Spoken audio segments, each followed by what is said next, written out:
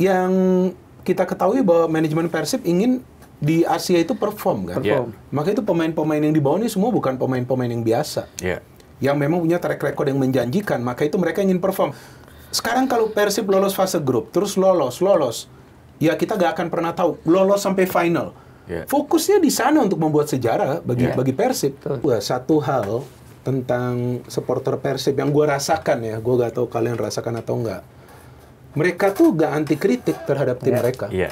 Gue gak tahu Mas Haris rasakan atau enggak, Fadli rasakan atau enggak. Coba. Nggak anti kritik? Nggak anti kritik terhadap tim mereka.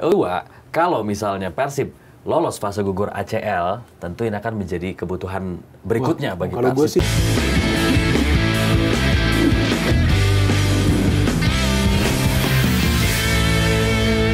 Ini juga terjadi di lini depan. Ketika ditinggal David da Silva, datang William Barros. Datang William Barros yang ternyata performanya sangat luar biasa. Kita ingat lagi ketika Piala Presiden kelihatannya kayak bingung, kayak gamang. William Barros seakan tidak menjanjikan. Tapi kita lihat begitu bergulirnya kompetisi, baik Super League maupun di ACL, William Barros sangat gacor. Gimana menurut kalian? Iya, gue pikir kalau di Piala Presiden nggak bisa jadi patokan. Orang baru datang, kalau nggak salah waktu itu Persib baru latihan 6 hari baru latihan 6 hari, harus tampil bagus kan ya. Dan belum full. Bung Ais kan selalu tampil bagus, pindah-pindah klub.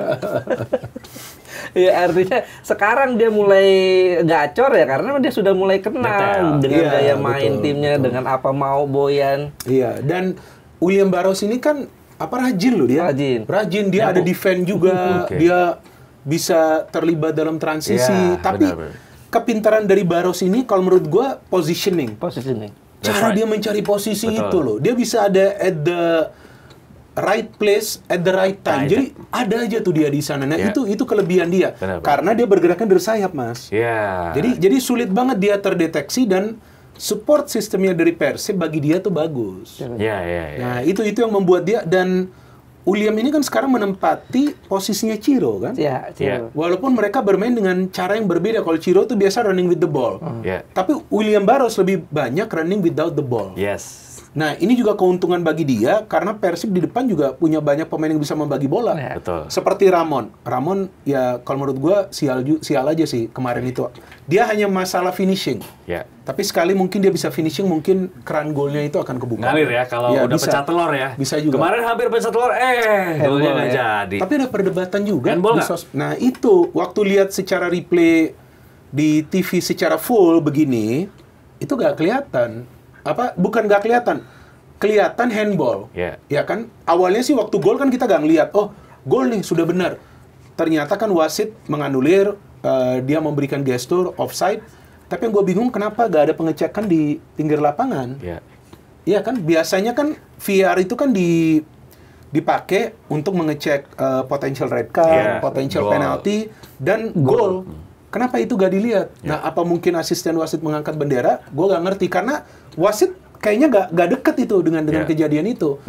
Jadi waktu replay itu gue ngelihat lagi, benar ya ini hand. Tapi kalau di VAR, replaynya gak begitu, gak full begitu. Di rewind, di forward, rewind. Nah, kalau rewind forward itu, yang netizen, yang budiman dan bijak ini, mereka lakukan itu. Itu yang gue lihat. Gue gak tahu itu editan atau enggak. Tapi di VAR enggak ya? Enggak. Kan nggak dicek dari pinggir. Cuman yang gue lihat nih, gue nggak ngerti editan atau enggak. Ya kayaknya sih nggak kena tangan itu, kenanya paha. Nah, kenapa nggak dicek di pinggir lapangan, ya kan? Tapi mungkin wasit udah yakin ya, karena biasanya dapat call dari ruang VAR kan. Jadi mungkin wasit udah yakin dan ruang VAR udah yakin. Nggak intervensi. Jadi dia akhirnya karena udah percaya, udahlah. Makanya justru ini yang jadi kontroversi. Ya wasit memang punya otoritas untuk memutuskan itu, tapi publik meminta harus ada fairness di sini, keterbukaan, transparansi, mencoba semua kemungkinan. Karena yang red card kan VAR, VAR di monitor di pinggir lapangan. Jadi kepemimpinan wasit Rio Permana ya, dan VAR-nya Aidil Azmi kan jadi rame tuh dibahas. Kok lu bisa hafal? Rame, kenal enggak? Netizen bahas ini semua loh, rame loh. Iya betul. Sampai gue lihat karena saking ramenya, gue akhirnya browsing. Wih, udah ada yang bukan doxing ya, profil wasit ini. Banyak yang profiling. Karena menang ya. Nah, dan ini menambah daftar kemenangan Persib menjadi 4 kemenangan secara beruntun. Ini juga menurut kalian bukti bahwa Persib punya kekuatan yang mengerikan nggak sih dari skuad yang dimiliki, bermain 10 orang masih bisa cetak gol lagi. Iya, kalau kekuatan mengerikan sih pasti. Bahkan kalau menurut gue bisa bilang bahwa skuad yang sekarang lebih bagus daripada skuad yang musim lalu. Sepakat gue. Lebih dalam lah. Cuman kan yang namanya skuad baru kan ini perlu adaptasi. Kita ingat ya waktu 2 musim lalu ya, Madura United bisa sampai final Championship Series.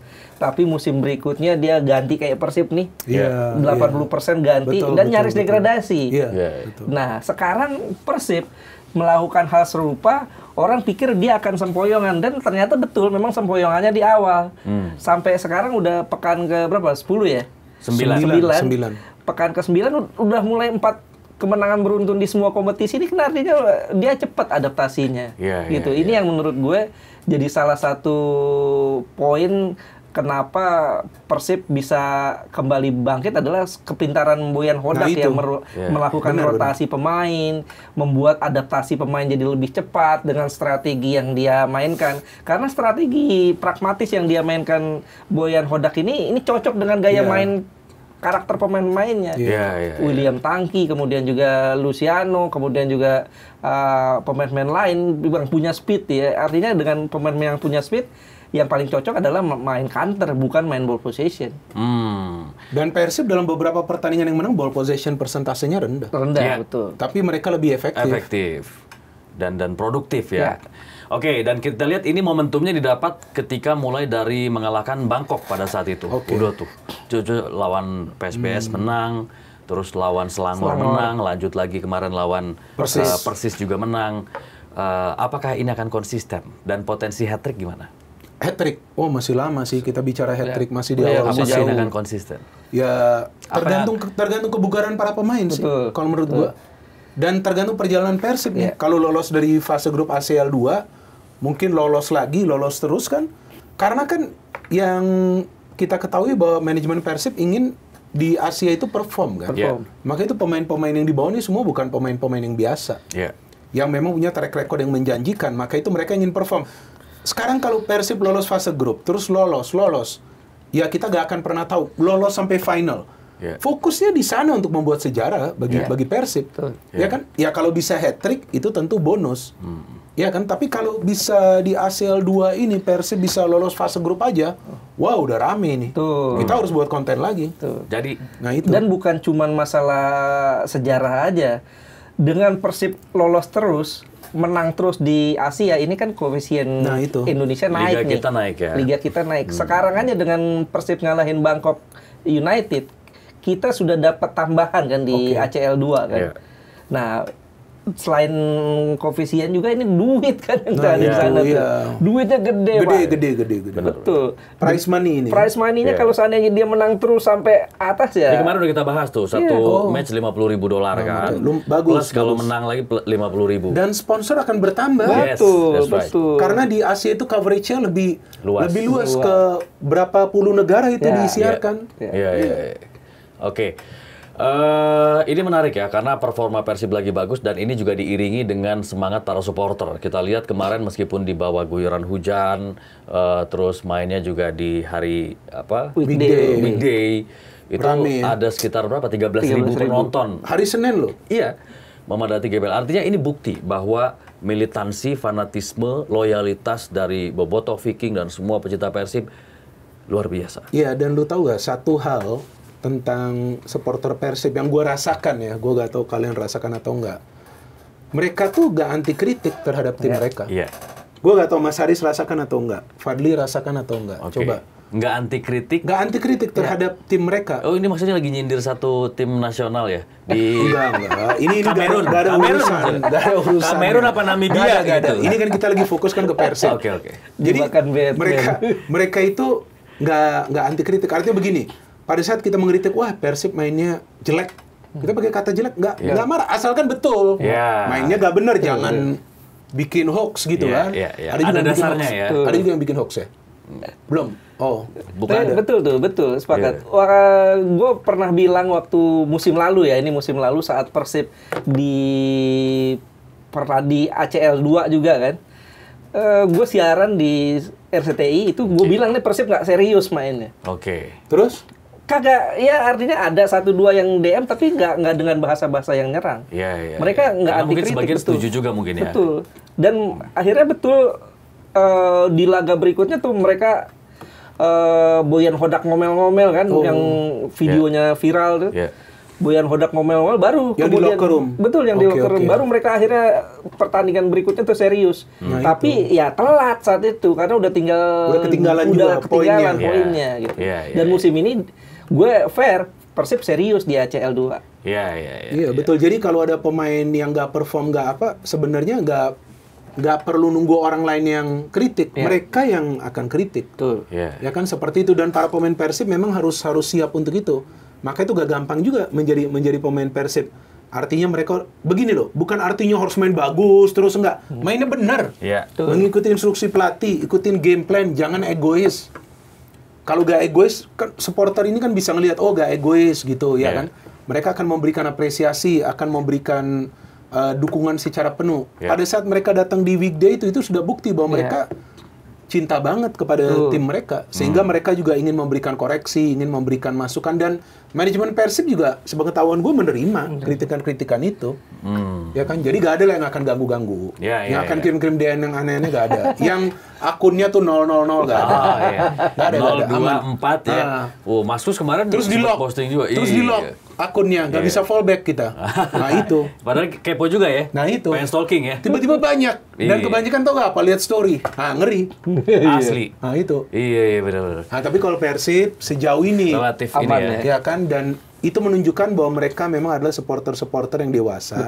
Yang kalau memang melihat timnya mainnya gak bagus, dikritik oleh orang lain, dan mereka lihat ini benar. Jadi itu menjadi bahan evaluasi. Proporsional dan objektif ya. Tepuk tangan dong buat Viking Bobotoh juga. Luar biasa. Mantap. Kita butuh. Dan itu fakta. Bukan kita buat-buat. Betul.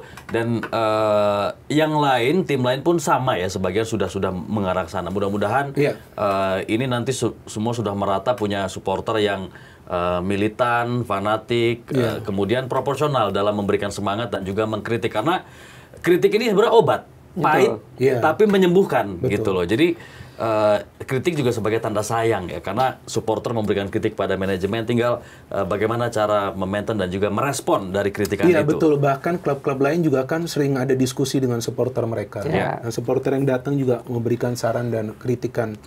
Dan gue ngelihat bahwa sekarang manajemen dari klub-klub Liga 1 bahkan Liga 2, gue melihat mereka tuh terbuka banget. Komunikasi dengan supporter. Dan gue pikir ini hal yang sangat penting, karena kadang-kadang kan orang berpikir, aduh nih supporter kok pada ini ya, agresif atau apa, enggak. Supporter itu juga memberikan dukungan dengan harapan, ya kalau soal menang kalah itu kan tergantung performa. Tapi jangan performanya males-malesan gitu. Iya kan? Sekarang kita lihat ada beberapa tim yang performanya sebelumnya lagi menurun, tiba-tiba bagus. Coba tim mana? Persija. Sebelumnya nggak bisa menang, nggak bisa apa, terus ada diskusi atau apa tuh mereka tuh. Iya kan? Bagus sekarang, lagi menang. Iya kan, 2 match terakhir menang di Persebaya. Terus kemarin menang lagi di Madura United, mainnya semakin bagus. Ya artinya manajemen dari setiap klub ini sekarang harus terbuka dengan masukan dari supporter. Supporter Persija juga luar biasa. Bagus. Sejauh ini, ada yang mereka ke mana itu nonton di Persebaya? Aman kan? Aman. Iya, bagus kan? Menjaga ketertiban. Betul. Dan so far ya, jumlah penonton Persija juga paling banyak kerataannya sejauh ini. Last season paling banyak Persija. Dan sekarang mereka sudah punya home base tapi belum bisa main di Jazz ya. Kenapa itu? Konser? Ada rumputnya rusak ya karena konser. Oke. Bukannya Bung Pinter pengisi acara waktu konser kemarin? Gak ada. Gue bagian jogetnya aja. Ya itu NCT Dream. Sekarang kita bergosip. Ole Romeni kabarnya dirumorkan merapat ke Persib Bandung. Masa? Dasarnya adalah satu, Ole di klubnya Oxford sampai hari ini belum masuk DSP. Ya pertimbangannya mungkin cedera dan lain sebagainya. Tapi kan ini jadi kayak mungkin juga nih. Yang kedua, kalau misalnya Persib lolos fase gugur ACL, tentu ini akan menjadi kebutuhan berikutnya bagi Persib. Kalau gue sih gak ada dengar menambah lini depan. Tapi menurut kalian gimana nih? Ya kalau gue sih bilang kalau bisa jangan. Kenapa? Sebisa mungkin pemain-pemain naturalisasi kita, diaspora kita yang masih muda, tetap di sana. Tetap di Eropa. Walaupun nggak dapat menit bermain. Nah itu perdebatan ya, kalau yang biasa menit bermain ya itu debatable ya. Fight lah dia. Iya, dia harus fight. Atau kalau perlu di Januari nanti dia pindah cari klub lain. Di Belanda dulu, dipinjam di Belanda pasti banyak yang masih mau. Seharusnya ada. Oleh bagus loh. Oleh bagus. Ya. Kita sangat kerasa kehilangan dia di round 4 yang nggak bisa main dari awal. Ketika cedera ya. Iya, kalau masih muda udah masuk ke Liga Indonesia, khawatirnya kayak yang udah-udah.